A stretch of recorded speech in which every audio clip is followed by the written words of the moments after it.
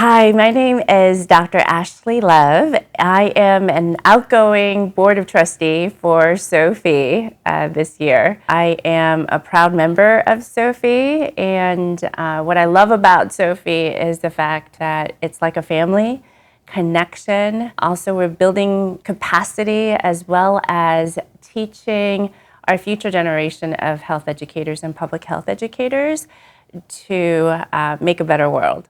SOFI, in terms of a professional organization, all the folks who are very prominent in the field, they are willing to mentor as well as kind of take you on as a new member when I started. So it's been a long time since I've been in public health field, roughly about 25 years. And I just still remember how, like, the warm, fuzzy feeling that you get when, even if it's a larger organization, the SOFI members and also the leadership, they make you feel like you are like one of them, one-on-one. It's just that nice connection where you don't feel like an outsider, but it's like a family who is willing to help you professionally as well as to also help you to kind of figure out what areas of public health and public health education or health educators that you want to be. So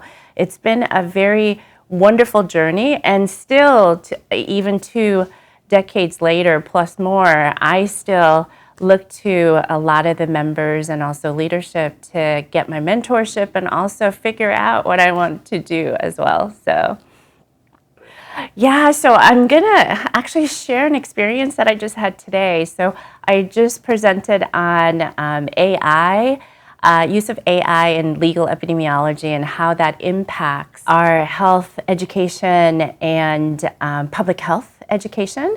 And one of the audience members came up and said, "I know you." And I said, "I don't understand. Do you have a question for the AI presentation?" And it turns out the wife of who was attending, she was also in the audience, both of them are SOFI members, was my student 10 years ago. And it just like a full circle where I'm like, out of 10 years, a decade has gone by, and you see another person, and that person is already in their profession. I was one of her teachers, and it's really wonderful to see that you're presenting, and all of a sudden, out of nowhere, they come up and they attend your session and get that recognition, that full circle, that we are making an impact. Because sometimes it's hard to see, because the impact takes a long time, especially in public health, but just those moments are very precious. I think when I started out,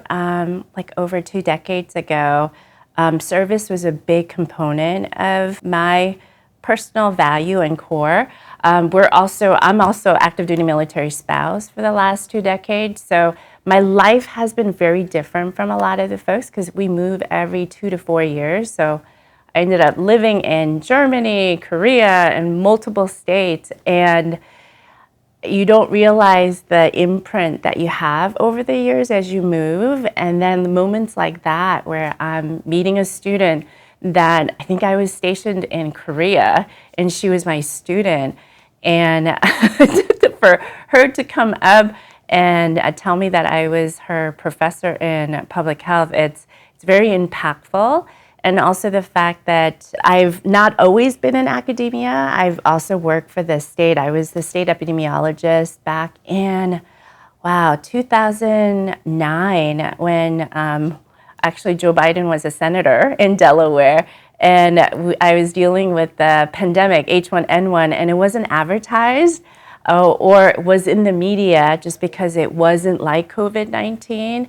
And to have all that training in public health, hands-on, the practical experience that you need to have, it's been very meaningful looking back. When I was going through it, I didn't think so, but having been able to look back for the last 2.5 decades or so, I could see some of the impact, but there's a lot of work that we need to do. I think it's making sure that we have that abundance thinking, as well as making sure that we build capacity and be good mentors and be able to pass on our knowledge to the next generation, and making sure that we're pivoting too with the new technology instead of running away from it. So yeah, so it's been very, very interesting so far. I think it's important to make sure that you can communicate what you're researching and what you're working on. We do such a great job of doing the research, doing a lot of things, but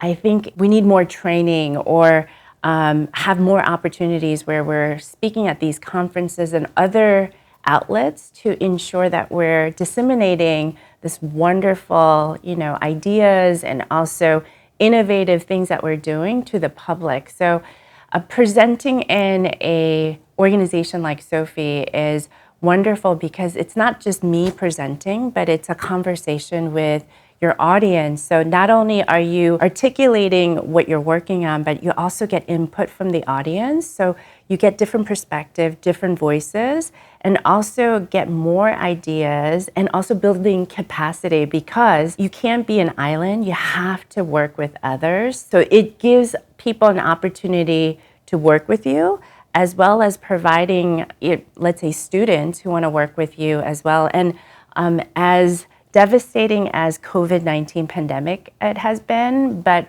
working remotely is accepted now. So I can have a student working, somewhere else in the country, and they don't necessarily physically be located in the same place that I'm in. So there's lots of opportunities. I'm very, very excited about all the things that we can do with colleagues, students, and various different organizations to make system change, make policy changes, and engage in advocacy and policy work.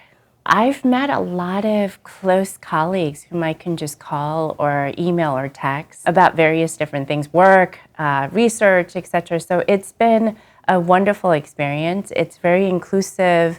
You feel like you belong. And like I mentioned before, I'm a active duty military spouse, so I move every couple of years, which means that I always have to find my new culture, new people everywhere I go.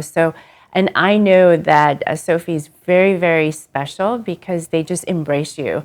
I know when I move to different locations, that's not you have to really try hard to be part of the group. So I think any member, new or old, early career to advanced career, being part of SOFI, it just, you just know that you have a home. For me, coming to these meetings, even presenting, I do get nervous because it's, everyone gets nervous right before presenting, but it feels very warm. So when I'm presenting, I feel like I'm lecturing in front of my students. A lot of the presentations have gone really well, and they're very thoughtful about how they put together the conferences, as well as making sure that everyone has an opportunity. And of course, rigor and all that stuff takes into consideration, but it's been a very positive experience being part of the group. So it's like being part of the pack, So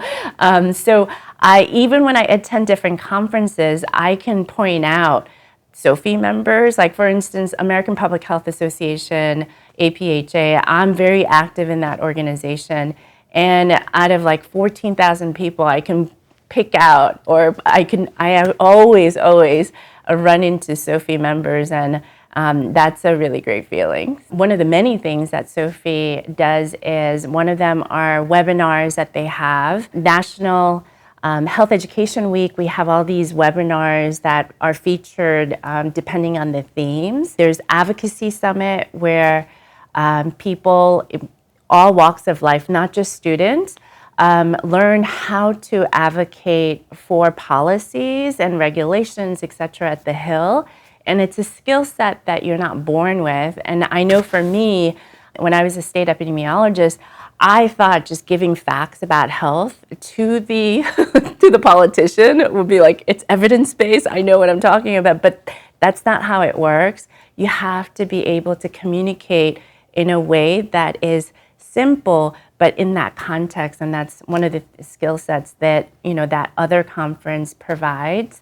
And there's all these different committees. I'm part of the finance committee. I was part of nomination committee, communication committee. I think the list goes on, but there's many ways to actually engage in SOFI members and also leadership. So you're part of the organization, even if you're not, like I said, I am the outgoing trustee, but you don't have to have a leadership role per se where you're elected to the board, but be part of several different committees, standing committees, and also ad hoc committees where you're doing various different things to make a difference. I think anything that you do that's closer to making a systemic change and addressing health disparities, it's a good thing. So